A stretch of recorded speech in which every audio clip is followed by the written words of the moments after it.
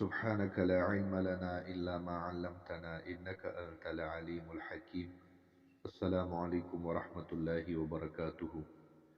زمارونو خويندو څنګه چې تاسو ته پته ده چې رمضان المبارک په ختمېدو باندې دی. یو څو ورځې پکې پاتې دي. د الله رب ذوالجلال رحمت انتهایی متوجه دی. نن شپږیشتمه روژه ده او بیګاله د 28مې روژې شپه ده. کتابونو کې راځي چې اکثر لیلة القدر دا په 28مه شپه باندې راځي. په دې ویډیو کې مې ستاسو لپاره د 28مې شپې عمل راوړی دی.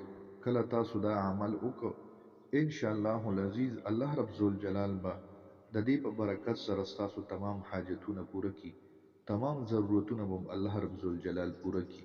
عمل به تاسو بیګاله یعنی په 28مه شپه باندې کوئ. دا وظیفه تاسو د ماسخوتن د مانځه نه بعد تر د پیشمنی پورې کولی شئ.